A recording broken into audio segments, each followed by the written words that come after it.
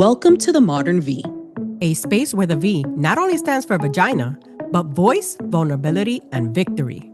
We're Michelle And Leilani, friends for over 20 years, truth tellers and co-hosts. Together, we're unpacking what we were taught to whisper about: sex, power, identity, and everything in between. Nothing is off limits. Raw, relatable, and unapologetic. This is how we take back the narrative and make it ours again. We dive deep into experiences, challenges, and the power of modern womanhood, because women's stories shape culture. We don't always agree, and that's the magic. Two perspectives, one mission: elevating the voices of women who refuse to shrink. This isn't just another podcast. It's us rewriting the script. It's time to get loud. It's time to get real. This is the Modern V. For so many women, the hardest chapters don't end when the relationship ends. They begin when the world expects you to be healed, strong, stable, and whole, all while raising little humans who depend on you completely. Elizabeth's story is a powerful reflection of that truth.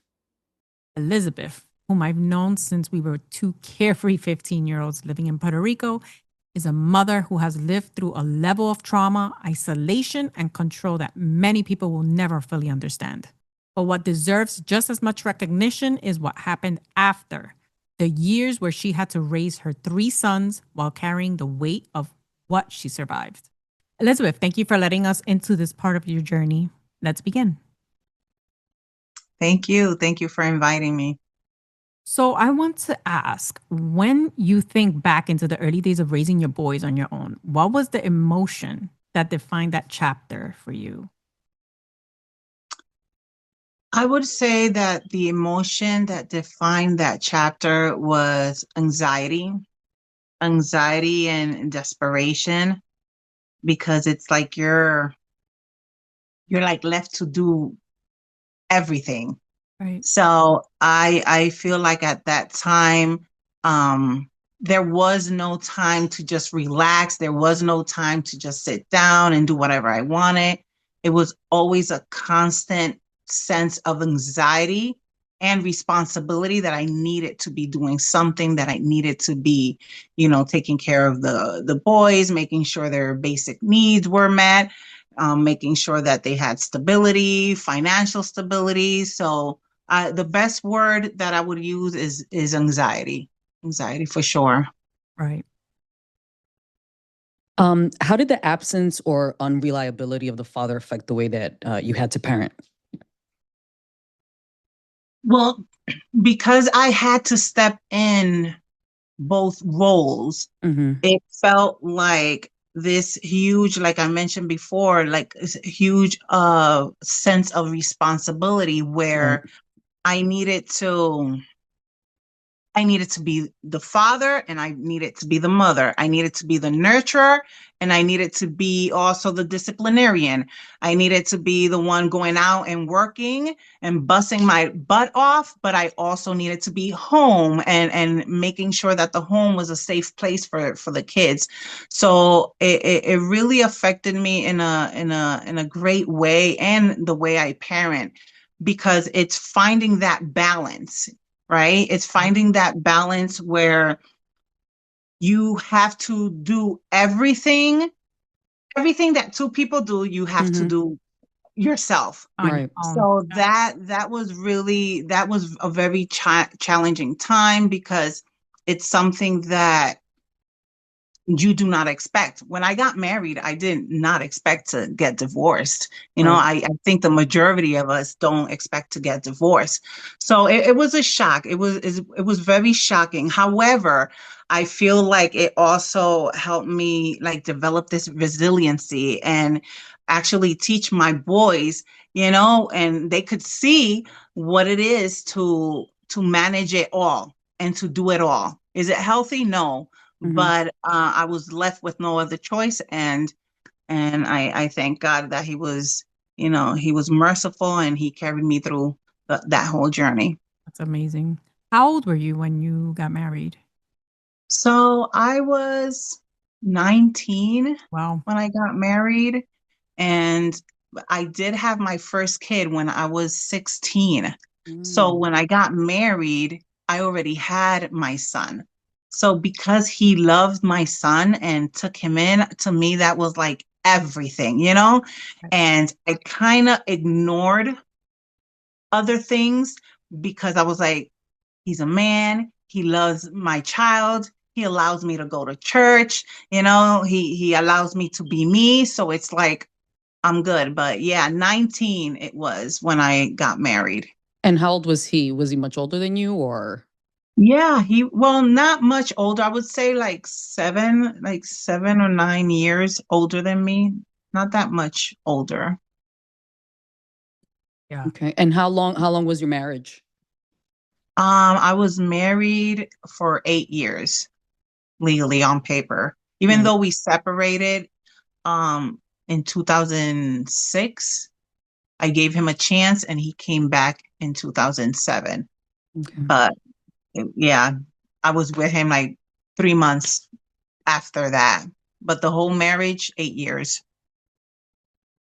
Wow. Was there something your kids did or said that reminded you of your strength? Wow, that I would say that, and I'm seeing it recently now because now they're all adults. As children, I didn't see it. All I saw was just, struggling and them as kids, immature and them trying to, find themselves. But now as adults, now I'm seeing it. And it's just them being so respectful. They are, the odds were against them. Single mom, Puerto Rican, brown skin, Sure. it, all odds were against them. And these kids, they're not in drugs. I thank God. They don't have kids out of wedlock. They are hard workers. And to me the greatest thing that they've done is just when people talk to me and tell me, oh my God, your kids are so respectful, your kids are so thoughtful, so caring. They're very positive. They could be going through hell and they're still, they still optimistic, just like their mama. And that's something that just really speaks volumes to me. Sure. And the way I raised them. That even though I beat myself up a lot, I I think most really, of us really do. We do Yeah, that. most good moms beat themselves up. Oh, yeah, definitely. exactly. Yeah, because we think, we put in our heads this standard Mm-hmm. and this is the way it needs to go. And when it doesn't go that way, it's like we feel so disappointed. And the thing is, society sometimes doesn't even help either, or Right. family or friends, Yeah. They have these expectations that if your kids are not, doing this at a certain time, then you probably wasn't the Right. greatest mother.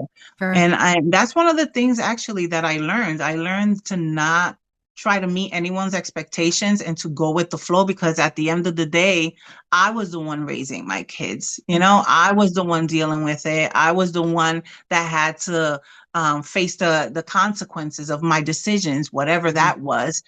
So as long as I was at peace with my decisions as a mother, I was good.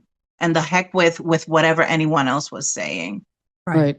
Right. How old were your boys when you and your husband decided to call it quits? He never decided to call it quits, Okay.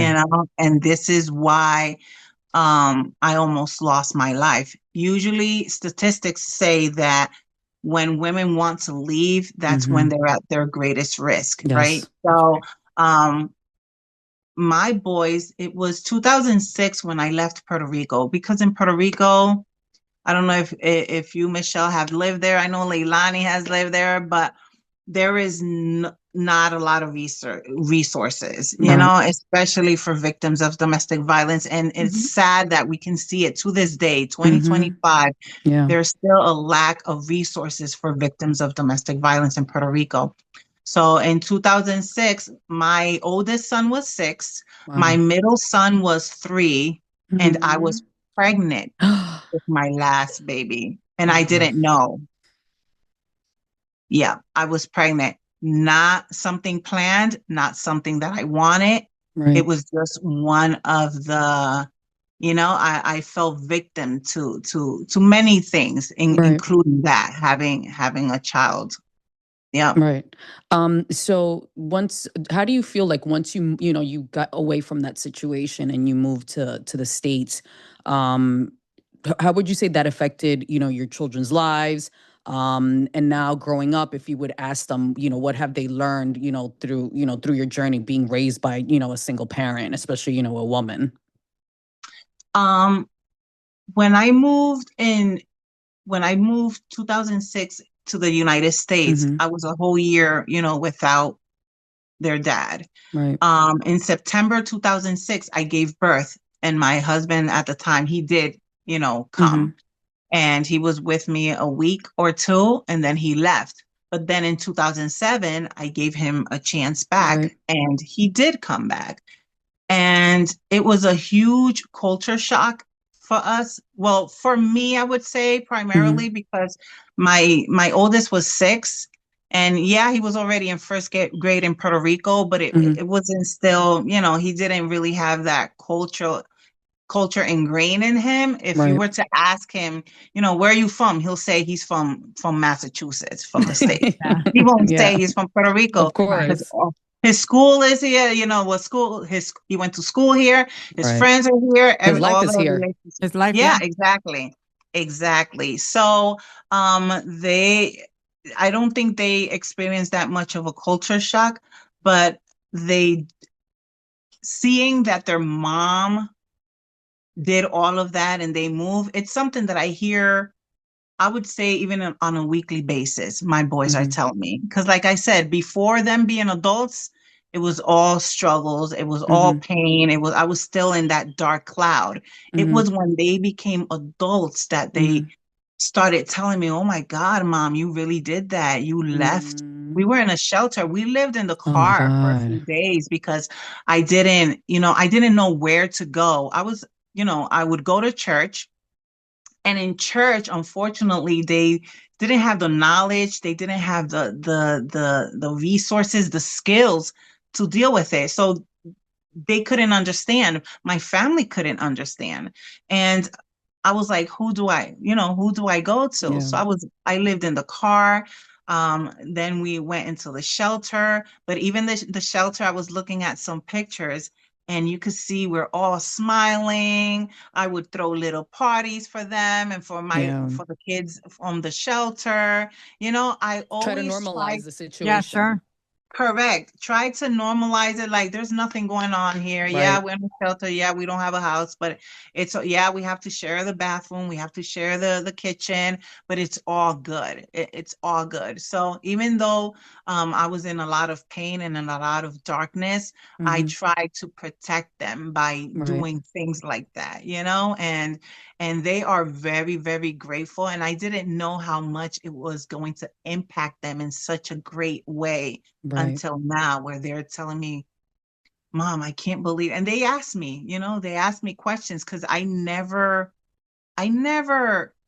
sat down with them and talked to them about it, and I never trashed their dad, which is something that I'm very proud of, that I didn't bash their dad. I didn't say, your dad is this, because Right. I knew that would create pain and resentment in them.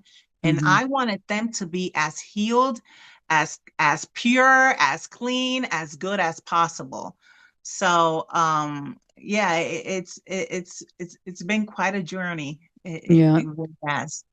Wow. And as far as in their own lives, as far as relationship, how has that transpired? What you've taught them, the struggles that you guys have gone through, how does that show up in their day to day, especially with a partner?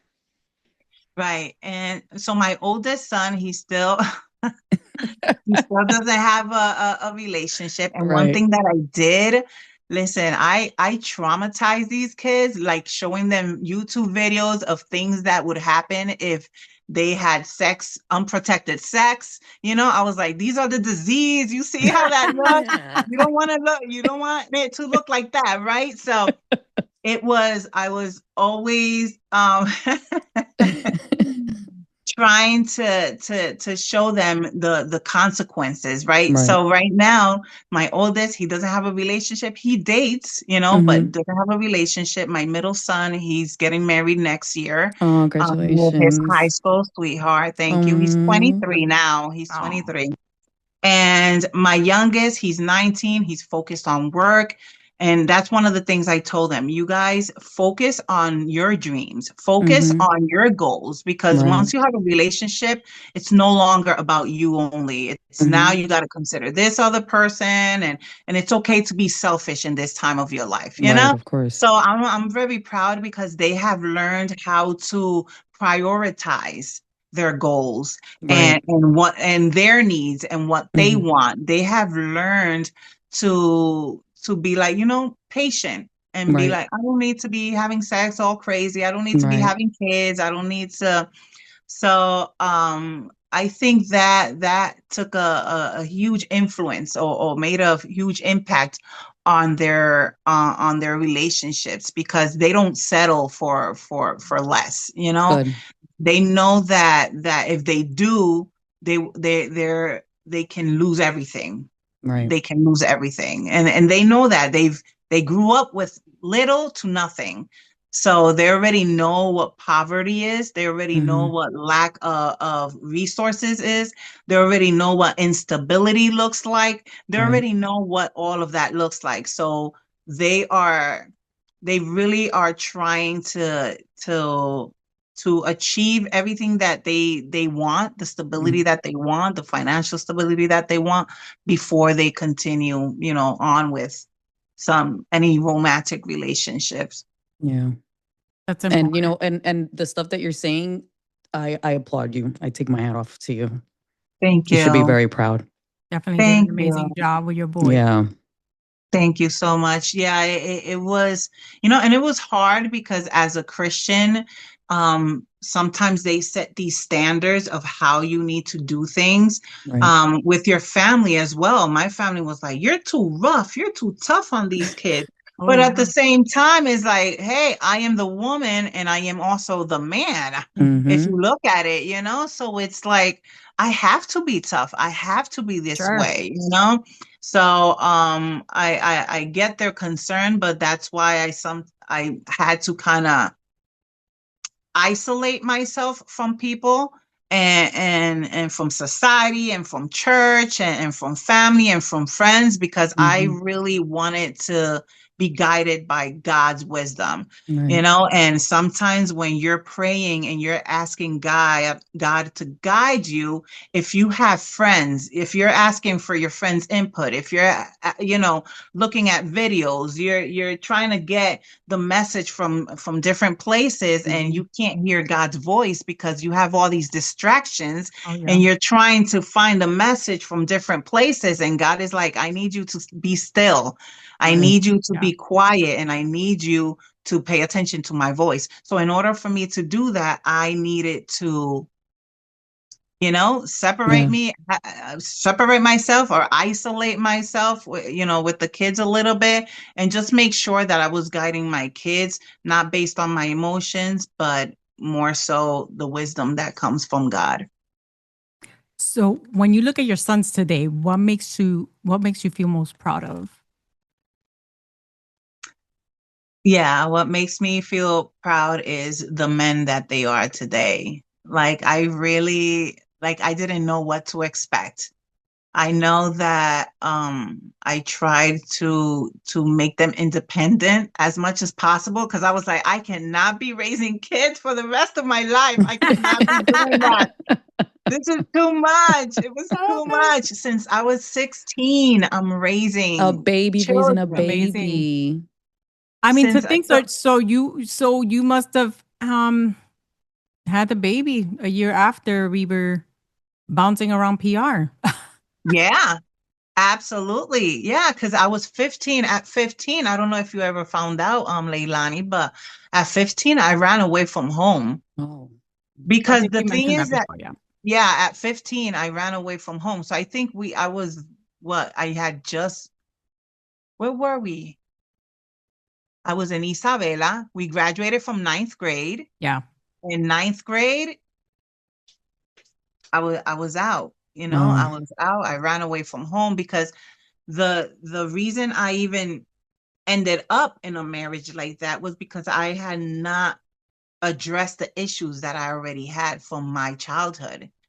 So since my childhood, I've been, undergoing like abuse, emotional abuse, and things that I never even talked to anyone because I'm Wow. pretty sure you never knew anything No, I because had no idea because you were so free spirited then. And you were yes, always with a smile on your face, misi, or bien charlatana, yeah, So you would never guess. And, laughing. and to know that so many people just mask their emotions behind a big smile is just, it's, Absolutely. And this is why I went into psychology and I got my degree in that because I was like, I want to be in a position and in a space where I can help people because sometimes the most depressed or suicidal people are the ones that are smiling in your yeah, face and you could never even never see it. imagine. Right. You That's true. never. So I was like, I needed to put myself in this position. I started going to school because I was diagnosed with PTSD, but the PTSD didn't come, which is post-stress Hmm. traumatic disorder. That didn't necessarily come from my marriage. It came from my childhood as well. Mm. It compound the marriage, the Wow. Hmm. abuse and the domestic violence kind of compounded Another Hmm. layer. because Yeah. yeah, exactly. Wow. So yeah, it was a lot and it's a lot of work. You have to work on yourself a lot because you really have to confront those demons as we call it. And we really have to look back and see who hurt me first, who was Hmm. the first one that took that innocence from me, Hmm. like what happened, and go back and just start working with that. And even Right. though I've been to therapy, I've been in therapy for many years, and medicines, is hospitalizations, just it's been a really, really long journey that Did people you? see me now. It's funny because people have seen me and they're like, well, you don't know what I'm going through. And you're like, you have no idea. Right. Single moms have told me, "Yeah, you don't know." I worked because I'm also I just got my social work Oh, degree, my master's. congratulations. Thank you. Congratulations. Yay. Thank you. So I was working at this like group home where we Hmm. have teenagers that are rebellious or removed from their home because of neglect or abuse. And they're like, you just don't know, you just don't understand. And I'm like, listen, sit your butt down and let me I'm gonna take tell you to you a school. Yeah, I'm story. gonna take it. I'm Let gonna me take you to school you for a school. little bit. So, and I love it. I love it because I don't do it with the intention to put anyone down. I do it with the intention of inspiring them and showing them, you see, I went through that. Hmm. You can get out of this as well. So, For yeah, sure. I love it. God is good. Yeah. You Hmm. had the three boys to raise. Wow. Yes. What a Three story. Um, boys. and Elizabeth, so someone listening, another, mom listening to your story, young mom, going through the same thing that you went through, what advice would you have for them? The first thing that I would say that it's the foundation of everything is believing in God, having faith in God and prayer. That's like the number one thing because you can go to work, you can, do a list of things, but if if your foundation is not on God, Hmm. um, I don't see how anyone can do it. I mean, I respect other people that, they don't believe in God or don't, Right. I just don't know how to do it without that. Yeah. That was my faith in God was my anchor. That was my rock. That was my everything. Any problem, any situation, any feelings of desperation, of anxiety, suicidal thoughts, anything, depression, anger, all of that, I was able to bring it to God and just empty myself in his presence and empty myself in prayer. And it's like I would receive guidance. So that would be my advice to mothers and anyone going through a similar situation is put your trust in God. Like God is all powerful. He knows everything from even before it happens and before it takes place. So why not go to the creator of all things, the architecture? Why not go to him when he's the one who created us? He's the one who knows how we work. And one thing that I learned is that he's the one that understands me the most. Because even when I don't understand myself, even when I question myself, even when I'm like, I don't, who am I? Why am I like this? I'm kind of bipolar, like what's going on? God understands me and meets me where I'm at. So prayer would be the first thing, because then after that, everything falls into place. Right. It's there when you have peace, and when you have peace, you have clarity, and when you have clarity, you make better decisions. Right. So yeah, that would be my advice.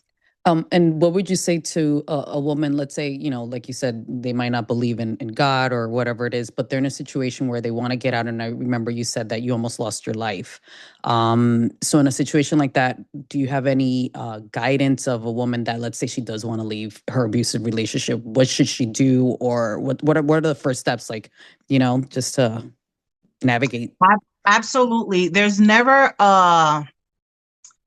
how do you say that? Black or white answer. Why? Because every situation is so individual, so Right. unique, that it's not good to be like, oh, just call the police, because that might cause her death, Right. or tell your friends and tell your family. No, sometimes that makes it worse, because now the family is involved, there's a problem. So one of the things that I did was, I called the police, and I thought that would be the end of it, and it was not. Right. The police came, they were like, well, there's no evidence, there's nothing, we can't do anything. They released him, and that's it. So now my life was in danger even more, Right. because now he was angry. Right. So I think that once they pray, um, they can go to one of these resources. The government has great resources. I'm telling you, I am so grateful. I know we can talk and be upset with the government sometimes, but I'm telling you, if it wasn't for the help of the government, I'm telling you, I don't know, because they're the ones who offered me food stamps. They're the ones who offered me shelter for domestic violence survivors or victims. They're the ones who connected me with resources, Right. you know, and they were able to hold confidentiality.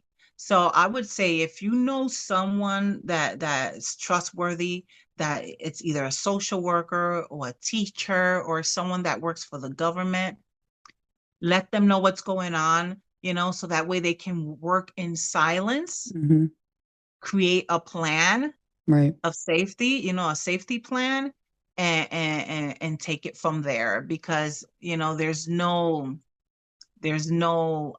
right or wrong answer when it Right. comes to that.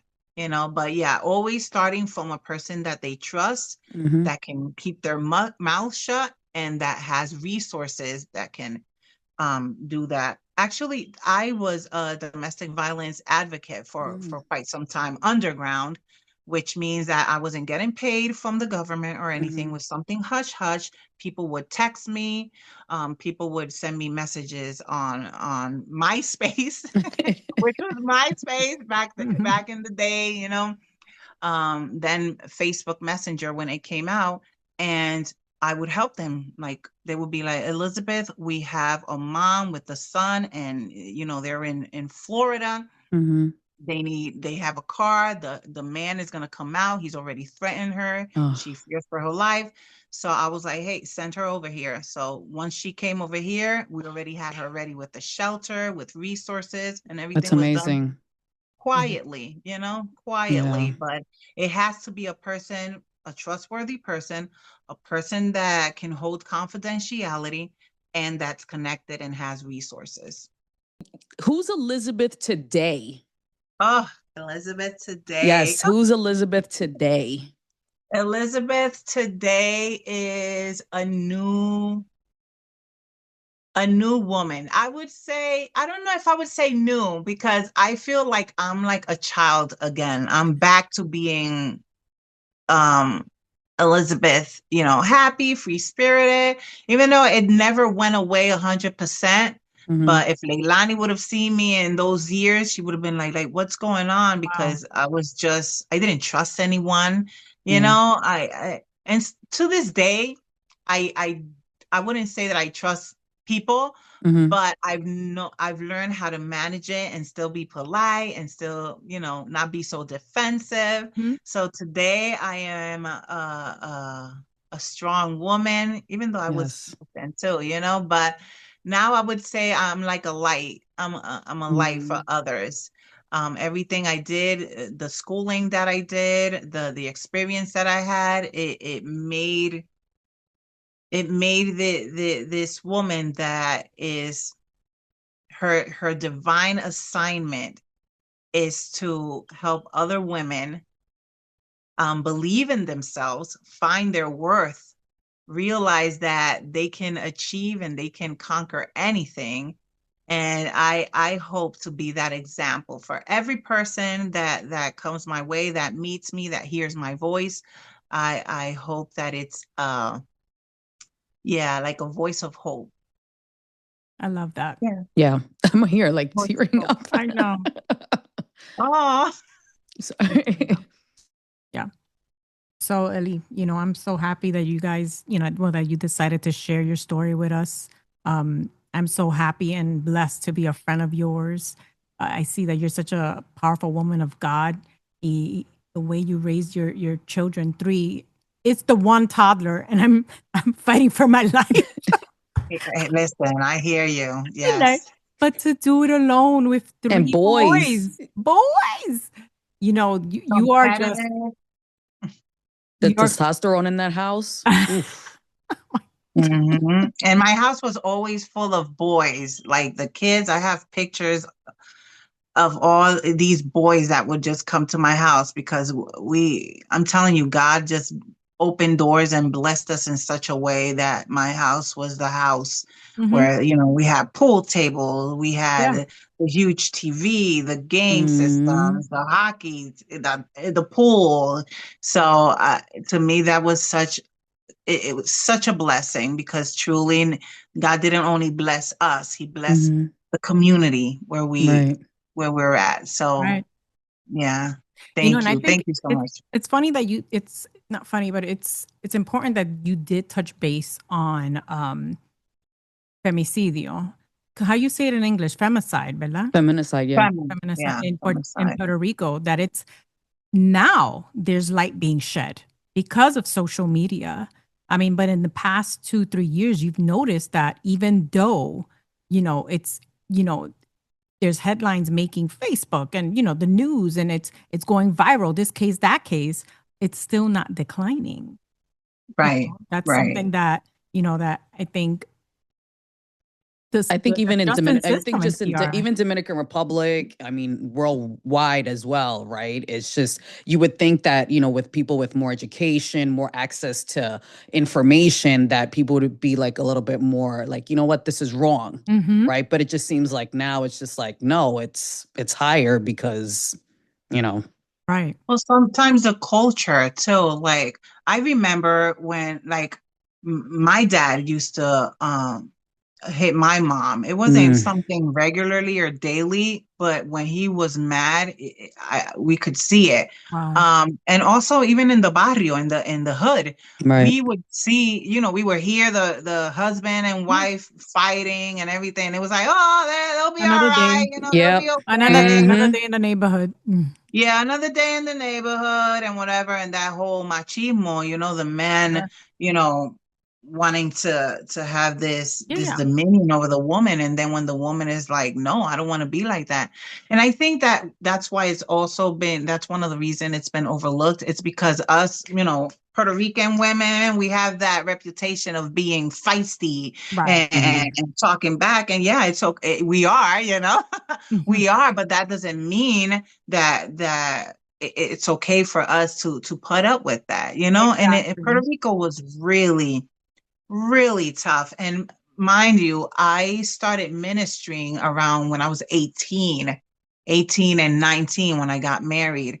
Um, I was singing and ministering in churches all over Puerto Rico, in and out of Puerto Rico, Mm. and to try to hold that, because even in the religion, that's not something you do. You don't hear about that in the churches, domestic violence. How do we address that? I remember when I told my pastor, um, he was like, oh, you can't get a divorce. You need Mm. to pray. You need to fast, Elizabeth. You need to seek God more because the enemy is trying to destroy your marriage. Meanwhile, I'm like, how I don't know if I'm gonna, wake up Make it tomorrow, tomorrow. Sure. right? So here you are telling me that I need to pray more, and so it was not good. And Puerto Rico being such a small island, everybody knows everything. Oh yeah. Mm. When Everybody I has used to it. leave my husband, because it was just too much, um, he already knew where I was staying at, Oh my oh, ella God. está allá en casa de la tía, oh, she's over there with her, so Con fulana everybody de knew. tal. Yeah. Yeah, exactly. Everybody knew everything. Oh, I saw it. And even not intentional. Oh, I saw your wife, over there. And Mm. it was just a quick story. I don't know if I have time Yeah, Yeah. no, to go ahead. share, but before I, because my situation was stabbing my ex, that was the ultimate thing. But before that, I went into this supermarket. When I went to the supermarket, they had the yellow line, and I'm like, that yellow tape Hmm. Caution. The caution. in the parking lot. Yeah, and I'm like, what happened? And it was that a boyfriend or ex killed his wife when she came, or his Oh, girl My when God. she came out of the supermarket.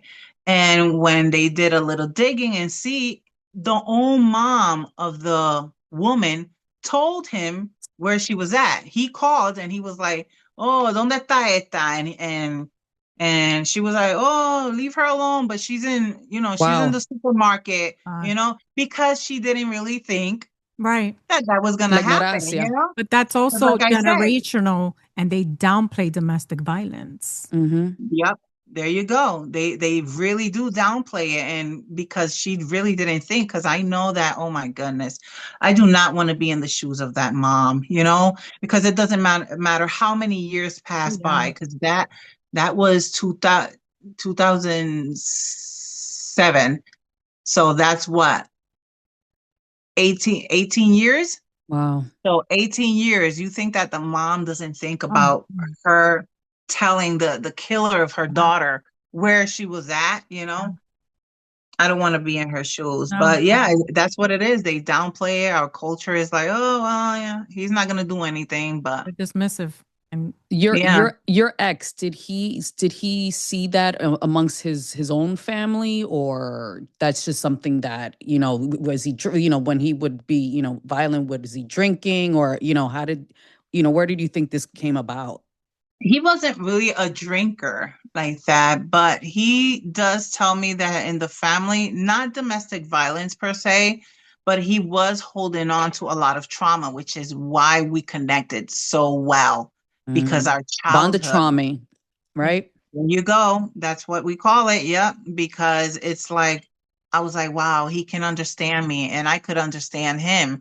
So he never, that I can remember, ever shared, oh, my dad, beat the crap out of my mom. Maybe it did happen. I really don't remember, Mm-hmm. but um, I never saw, anything in their family. I mean, dysfunctionality, just like in every Everybody, family, right? right. but it Mhm. wasn't, he had those issues that he needed to address. And I was talking to my son last night, and he asked me, you forgave him? And I'm like, absolutely. And I would want him to live a really good life, because I know that now being a psychologist and being a social worker, now I look back and I'm like, he was carrying so much pain, you know? And the fact that I was so young and I was unwilling to like really work through things, I just wanted out. I just Mm-hmm. wanted out, you know? I just wanted out. And I know that he felt a sense of abandonment, which is something that he felt with his parents and his family. So I know that was a trigger for him, you know? So I always I try to look at everybody's perspective. Obviously, when I was back in the day, Mm-hmm. you know, as a victim, I was like, no, I'm the victim and this and that. But now, as I've matured and learned so much, I look back and I'm like, he was a victim too. You know, he was a victim too. Was it right what he did? Absolutely not. But I can understand it, which makes me a little more open, and it's easier for me to forgive him and to, you know, if I need to help him out from afar, from a distance, I would definitely do so, because at the end of the day, I think that Satan is the enemy of our souls, and he's the one that wants us to be Hate each other. to be unhappy, Right. Yeah. to not have peace. So even my greatest enemy, I try to work things out with them, because I know that they're a soul that is worth saving. They're a soul that still is worth of love. So Mm-hmm. You are a ray of light. Yes. thank you. I can't believe how you've turned out like so amazing. And I'm so happy for you, the boys. Thank you so Thank you much. so Yeah, and much there's for so much to share, I you know. know? I feel like we need to sit down and actually talk more, not through Zoom. Pero Yeah, yeah. I'm glad that you're actually not even that far. I mean, you're right here in ¿qué tú dices? West, West Springfield. yeah, Yeah. So Massachusetts. yeah, it's a little town in between Springfield, Holyoke, Agawam, and all that stuff. I'm very close to Hartford, to Enfield, Yeah. Connecticut. My Okay. husband So lived around there before. Um, yeah, so we definitely have to, you know, set a I'm date, down. set a I'm date. down from Puerto Rico. A pastor, a female pastor, she contacted me and she asked me if I would be like a counselor for the women over there in Puerto Rico that are going through domestic Oh, violence. I Mm-hmm. love And that. I'm like, absolutely. Oh, can they call you? Yes, they can call me. We Mm-hmm. can do, because we need this, you know? And it's not about money. I'm telling you, God has blessed me so much. And that's why I could never say, you know, it's the foundation. It has been and always has been and will be God, because I just don't even know how I got so far in life with all the odds against me, the way they Yeah. were, you know? So it's like, yeah, I'm super excited. Are Mm. we still recording? We're Yes. still recording. I got it. Because I know our listeners can't see, but this is the picture of us in the shelter. Oh my And I was God. pregnant there. Oh I my was six God. months pregnant, Mm. and I had lost so much weight by the end. When I gave birth, I had gained only 6 pounds. And Oh, I don't Wow. know if you guys know, it's usually like 35 to 40 pounds that a right. pregnant woman, you know, Right. gains. Yes. I Oh gained 6 Mm. my pounds. God. That's how I was like this. This was when I was 6 months. By the time I gave birth, I was a stick, Oh my because God. I was so depressed. You know, I was just so depressed. But, you know, we have smiley faces and everything, because, you know, when things are dark, it makes no sense for you to just stay dark. You know, let's Right. look a light Right. somewhere, you know? Yeah. Right. You Yeah. ignited it on your own. Wow. Yeah. Con Because la you always ayuda de had it Dios, of though. course. Mm-hmm. Yeah. Like Lani said, I always been, you know, Yeah. funny and So that's making you always had that jokes. light. And somebody Yep. tried to Always. dim it and they couldn't. Yeah, exactly. And sometimes it be your own people, Yeah. Yeah. sometimes it be your own people, intentionally or unintentionally. Mm-hmm. I like to see it was unintentional. It was because, they had their own trauma Right. that they didn't resolve and they didn't address. But nonetheless, it happened. They tried to dim me and they did. And to this point, I could sometimes feel that self-doubt that Mm-hmm. wants to kind of creep out, Right. and I'm like, no, you got this. You can do this. You're an overcomer, and just keep pushing forward. Yeah, keep pushing forward. And yeah, I'm happy. I'm really, really happy. And I Yep. thank you guys before we get, cut off. I really want to thank you guys from the bottom of my heart from giving me this space and this opportunity to share my story, because at the end of the day, especially now, we're living in a lot of dark times where people Mm-hmm. don't know where to go. So they go to violence, they go to suicide, they're in hospitals, Drugs. Right. drugs, how you say that? Promiscuity, when people Oh, are just, promiscuous. yes, yes, just all of that, because it's like people are looking to fill that void inside Mm-hmm. of Yeah. them, Mm-hmm. and this is a little light, a little ray of sun to Yeah. kind of like lead the way and show them that there is hope, Yeah, Yeah. no there matter is, what. and I just feel that these, especially during these times, there's a lot of lack of empathy. Oh, yeah. Mm-hmm. Mm-hmm. Just amongst everyone, everything's it's me, me, me, me, and I don't care what anyone else is doing or Mm-hmm. what's happening to them. And it's like, no, that could be happening to them today, but tomorrow you could be in that same situation. Right. Yeah. Very sad. So I just feel like, especially as women, as Latinas, as moms, we have to come together and just, be a community and be a sense of support for other women, Right. Hmm. Right. Yeah, and it's sad. You see it everywhere. You see it in your family, you see it in your Mm-hmm. church, you see it in your community, you Mm-hmm. see it at work. It's like, why are we hating on Yes. each other? Yes. It's like you're not gonna get any happier by hating other people. Right. Right. You're not gonna have more peace by hating other people. Mm-hmm. Mm-hmm. So it's like, I think once people realize that, it's like that's the key to happiness. It's you being able to be an inspiration and help others. That's Right. going to bring you purpose, and that's going Mm-hmm. to make you feel fulfilled. Yeah. But it's like you said, Michelle, it's me, me, me. What Yeah. do I want? And Yeah. the more they try to please themselves, the more unhappy they Yeah. are, because they realize that these external things, they don't make us happy. No, No, not at you're all. still an empty. Yeah, you're an empty person, like you said. You're just trying to Mm-hmm. fill yourself up with nonsense, Mm-hmm. instead of substance. So, Right. Absolutely. Absolutely. but thank you so much. So I much. really I did not think we were putting the llorona here. Like, I mean, the moment you Aw. got kids, it's like waterworks. Yeah. But we really do appreciate, you. Oh, sorry, I'm getting emotional. You coming No, on? no. I Yeah. It's know. okay. It's okay. It's okay to embrace that Yeah. also and accept that, because that was one of the things that made me so resentful, is that I was not allowed to show emotions. Oh, I wasn't able, when my dad passed away when I was 11. I remember I wanted to talk about it, and I was shut down, oh, again, it's too early. generational. Generational Yeah, being. exactly. Absolutely. It's Yeah. like I couldn't cry. Oh, you want to cry? I'm going to give you something to cry about, Right, right. and it's funny and Yeah, everything. I know, but But it's true. yeah, and some people, like, I talk to my siblings. This is the first time that we've ever really talked. Yeah. Um, and about stuff like that. And they were like, oh, I didn't care.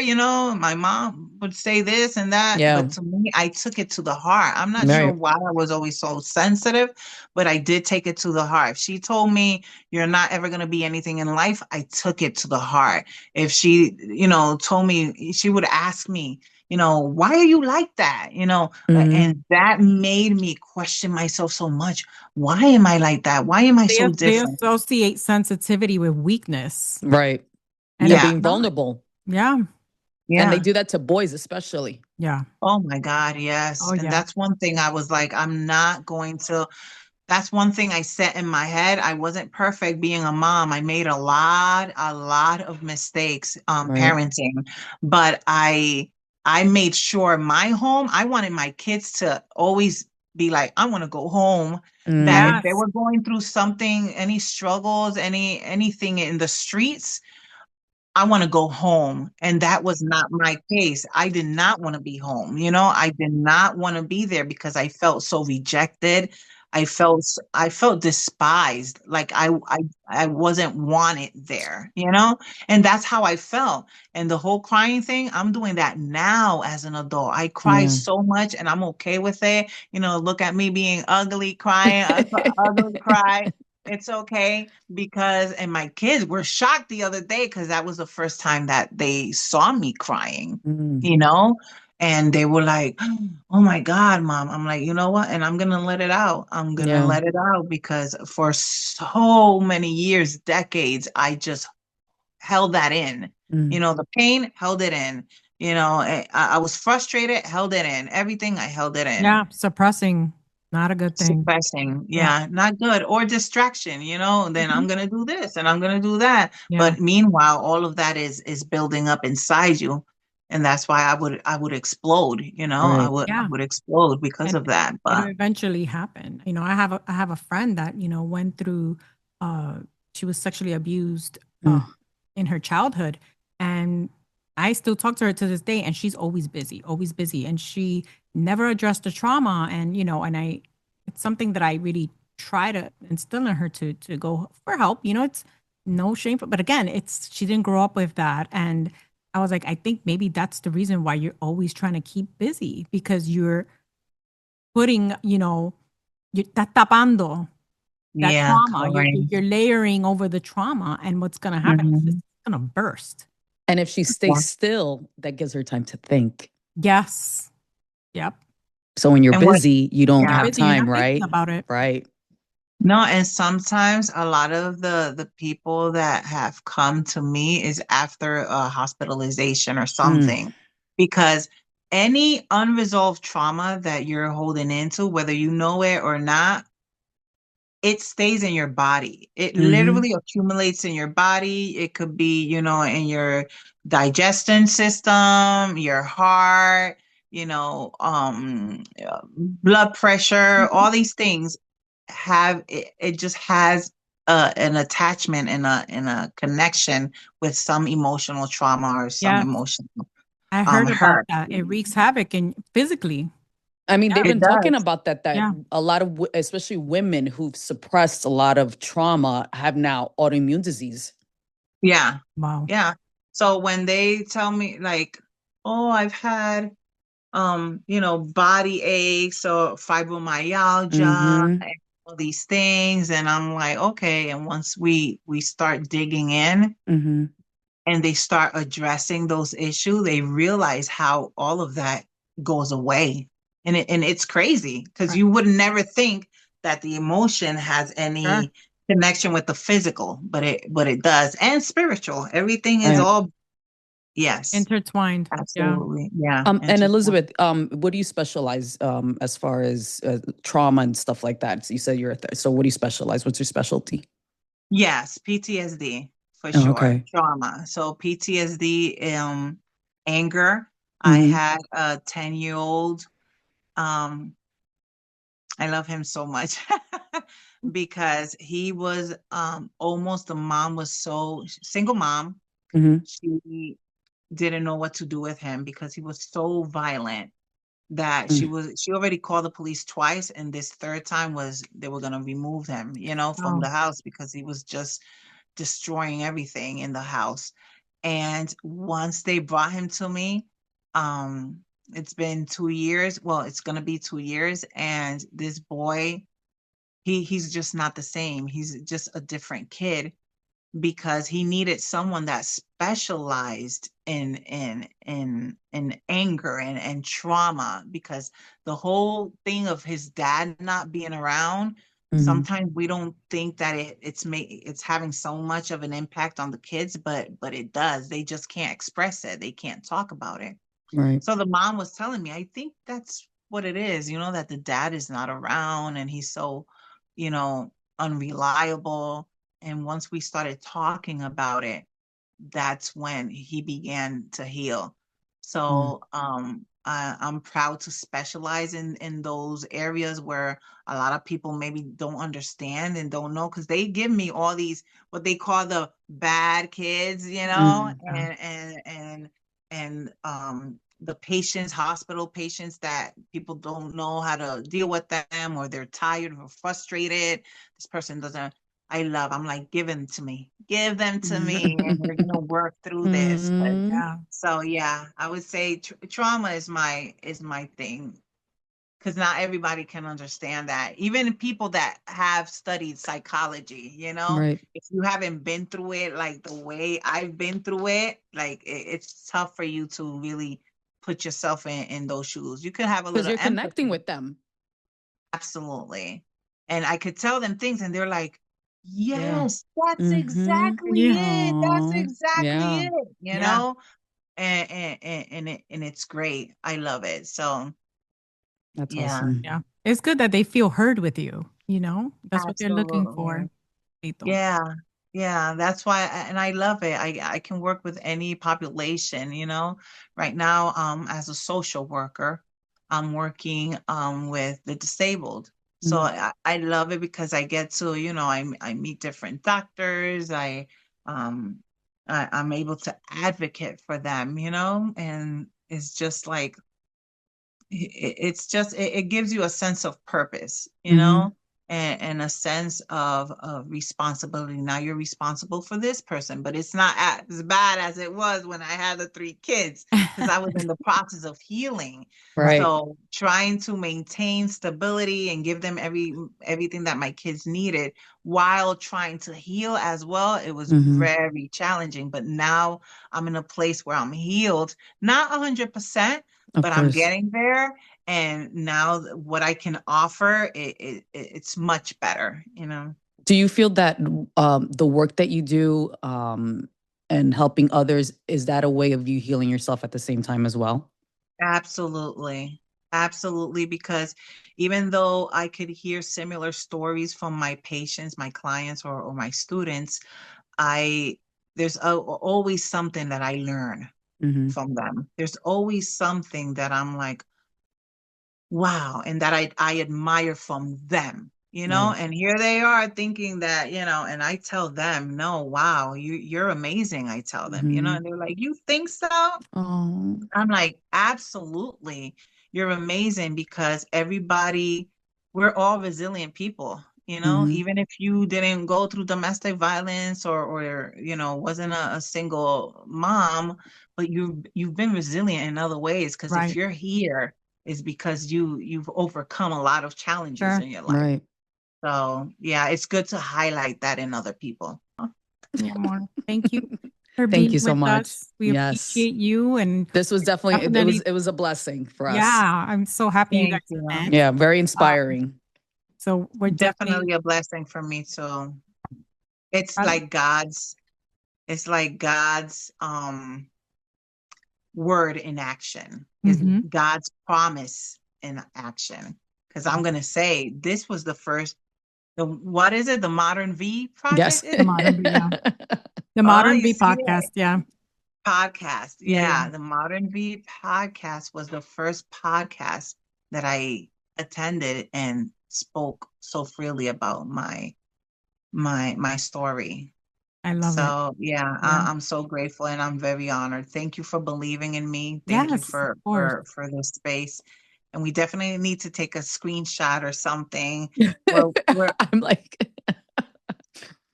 I wish I could find the one. I couldn't. I was all night looking for it.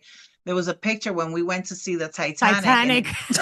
it when it first came out. When was it? 97 or something like I that? think oof, so, yeah. It was 99, it was something a like that. it was a school trip. Yeah. I remember that. I'm What? like this. Wait, you We were guys had so a school trips to see the Titanic? Wasn't it like a 2-hour movie? Yeah. yes. Girl, this Jesus is Puerto Christ. Rico. I don't Yeah. know. And Because it was we so used to go, awesome because the theater was it right was right across across the the street from the school. school. Okay. So yeah, that was our where we cut class too. And whenever But también, and whenever for lunch, we would go to the mall. Like it wasn't like here, you can't go out at all. We could just correct. cross Oh, the street. interesting. Yeah. It was so good. It was so Yeah. good. It Those was were so fun much times, fun. Derela. They were really fun. They were really fun. Yeah, those were the best time. The times in school, to me, that was the best times. Yeah. The teachers, there were teachers that always, they would say something positive and it always stayed there, Mhm. So I remember them to this day because they were Aw. just amazing. Yeah. But Yeah. yeah, I'll definitely send you those pictures. Bueno, mi amor, let me let you go. Yeah, Elizabeth, it was a pleasure. It was a We will have you here pleasure. again because literally you're amazing. The pleasure was mine. Thank you. You guys are amazing. Thank you for leading this. Thank you for making and opening this space, you guys. I know that God is going to continue to bless you guys Thank and you, is going Amen. to Amen. prosper this. Thank you. He's going Amen. to prosper Thank you, this. Amen. Thank you so much, Bye, Bueno, Mama. Mita. Nos Yeah. vemos. I Bye. love you, girl. Bye. Love you Bye. too. Bye. We'll see you in 2 weeks. And be safe in the meantime. Stay loud, Stay real. stay you. This is The Modern V. The Modern V. The Modern V. The Modern V.